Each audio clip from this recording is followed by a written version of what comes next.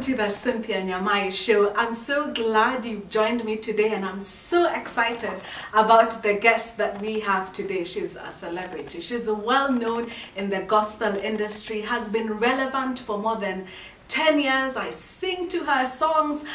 Today is the first time that I'm getting to meet her, so I have so many questions for her. She's coming up shortly.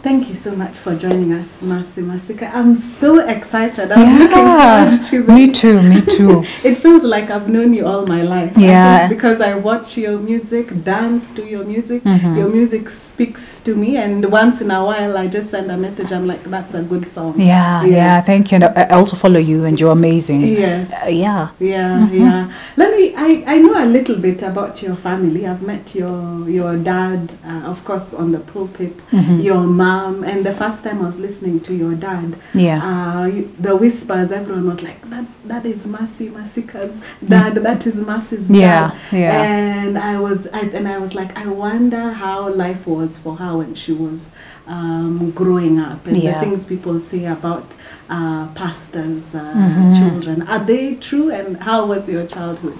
Well, I think my childhood was... my parents were servants, so they would serve community. They weren't superstars. Yes. And so we never saw anything like, them being, everything was disciplined in terms of even them modeling the discipline. And so for me, I think being a pastor's kid for me was, I didn't go off many times, but it's because I had good models. And so people say a lot of things about pastors' kids.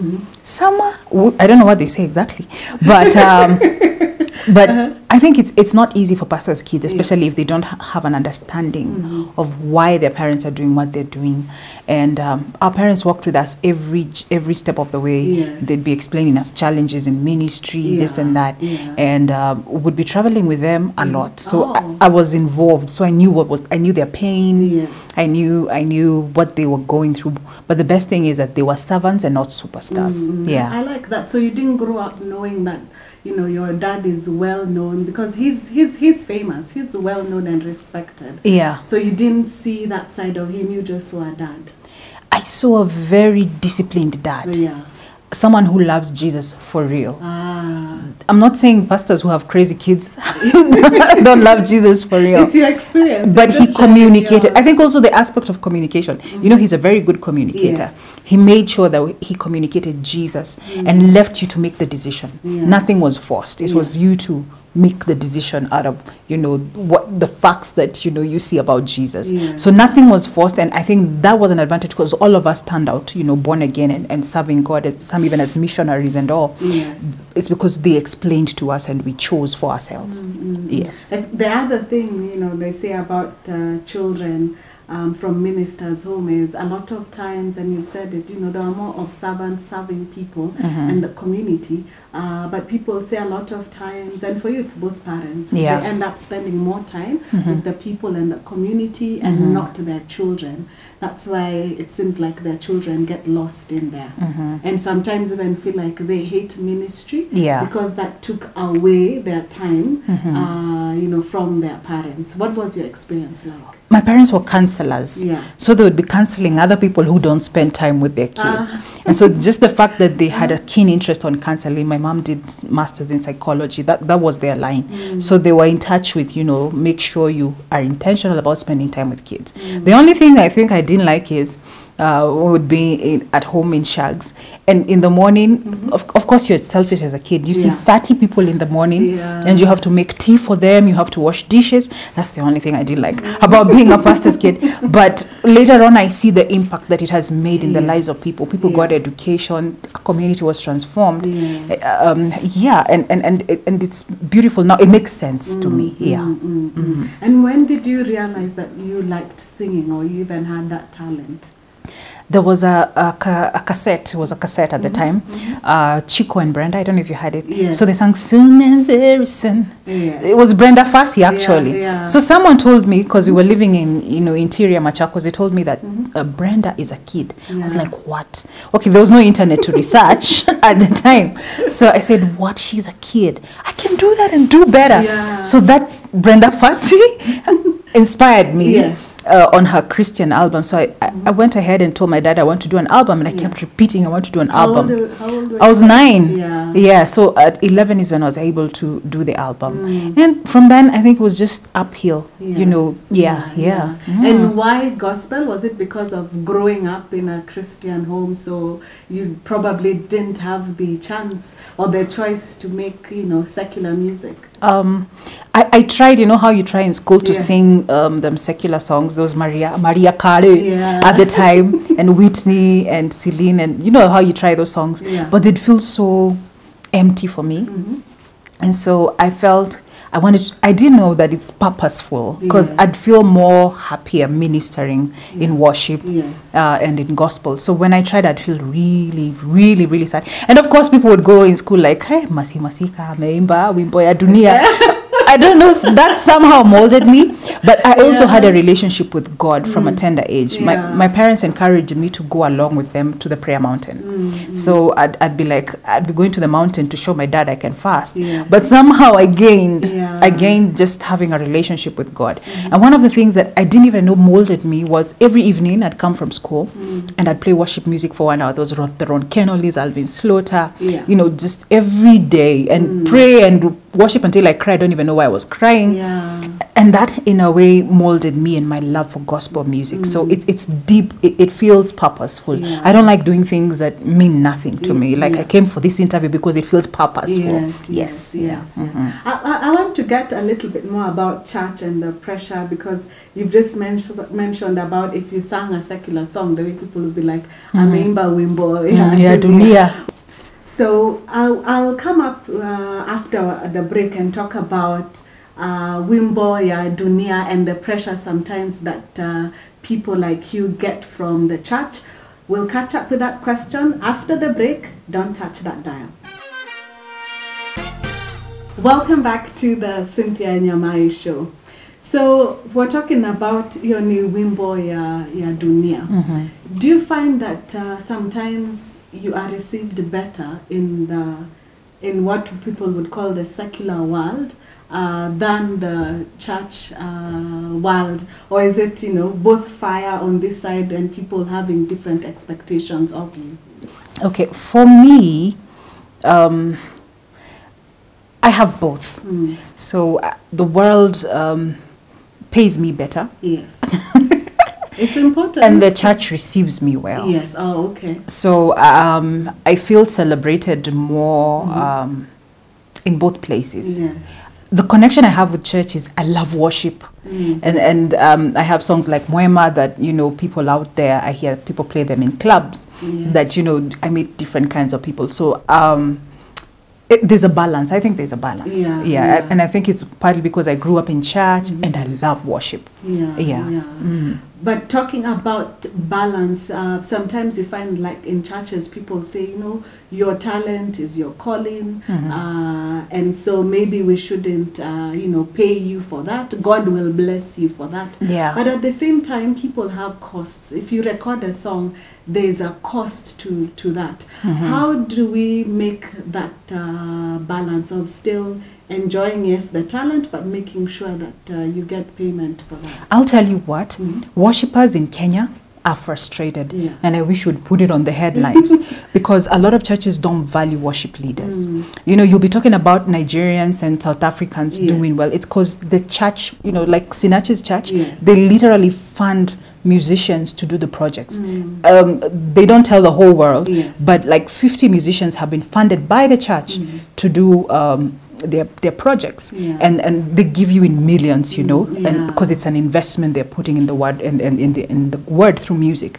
And so in Kenya, big churches will pay you 3,000 Wow. Yes, and do I look annoyed? Per hour or 3,000? Per session, you could do 3 services and they give you 3,000. And these are big churches. I don't want to mention names. Yes. And so being a pastor's kid, you know, I'm talking to my dad. He's also a pastor. Yeah. And it's not right. Yeah. That's how we're killing the gospel, because the church does not take care of the ministers, yes. leave alone paying them well. They need money to do music.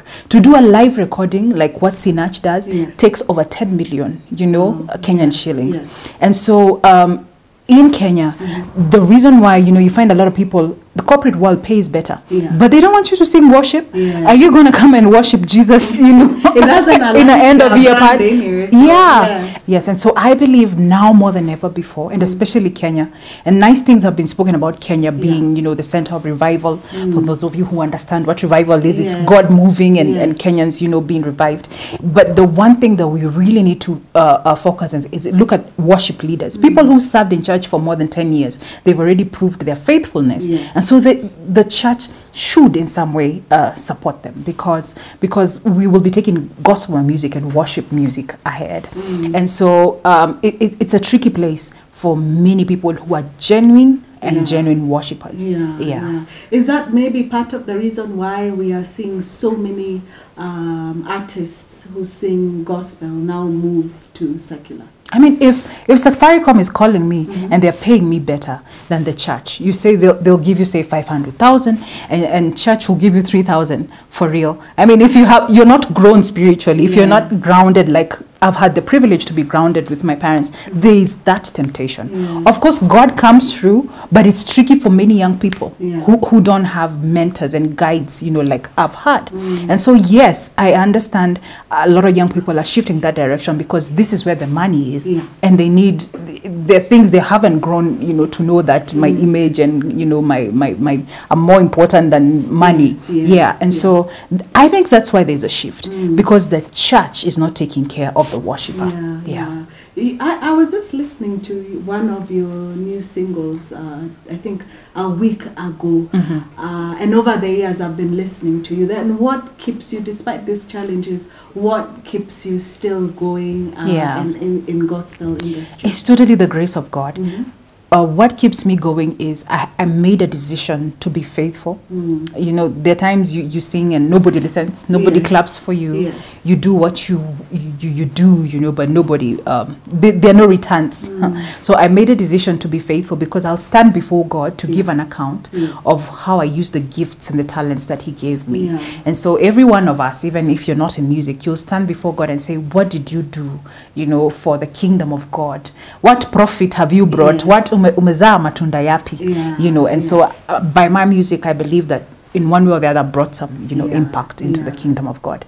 But the good thing also, we've been seeing, you know, also people from secular getting into the gospel industry. So we can't say, you know, I think when you go secular, sometimes you realize it's not as purposeful as when you do it for God.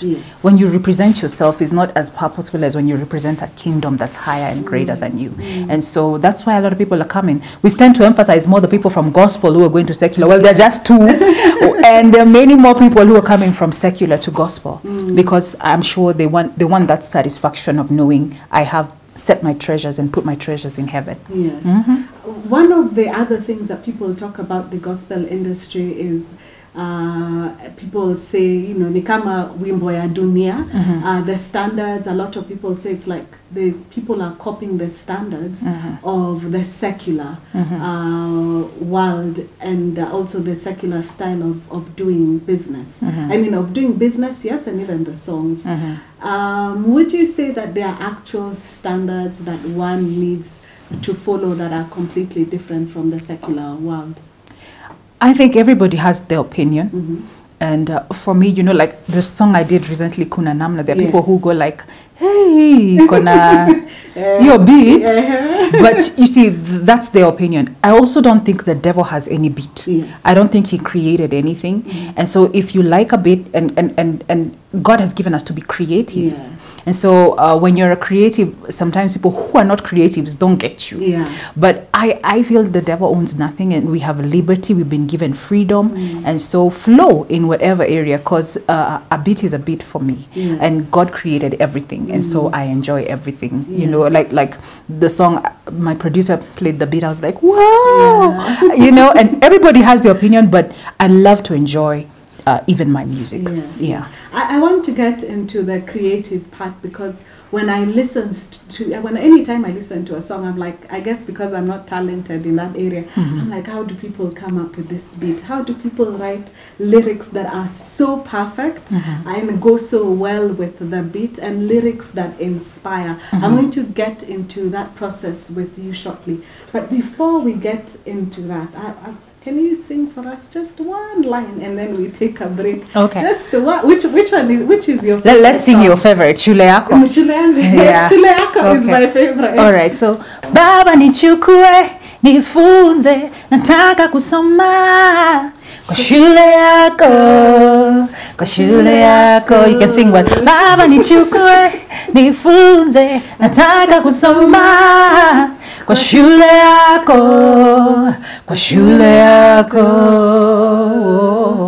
We're coming back shortly. Welcome back. I'm sure you're now rating my vocals. Would you hire me as your backup singer? I'll keep my day job. Yeah. Keep talking. I think so. But talking about that creative process, which we have just realized is not my gift or talent, how do you write and produce a song? You just write, then you go to studio, yes, then you sing, then you go home. I wish it was that easy. No, I have like 400 songs on my phone. Wow. So they don't come, I don't sit and say, now a song is coming, it doesn't work well. So I check my song bank when I go to studio. Okay. So I'm prepared, you know, you could put in 2-3 songs that you sang, and they become a song. Yeah. That's one of the ways. And sometimes it's important to also have other people join you in writing, because we have a way of writing things our way, so it's always nice to have someone else. Yes. Talking about Sinach, you had mentioned Sinach earlier, and she's Nigerian, but she's a name that is well known in Kenya and around the world, and even international churches and choirs and bands sing her song. Why haven't we seen Kenyan musicians, whether it's secular or even gospel, to break that ceiling? Well, I think we're gonna get there. Yes. But one of the challenges is, I think most worshippers don't have much of support. But then again, that's entitlement. So I think we're getting there. Yeah. But also our culture tends to also like what is, Kikuyu's like Kikuyu music, and very little support has been shown to English, songs that reach the world. And so I think we need to now just step out by faith. I've already started to sing English songs, which haven't done well.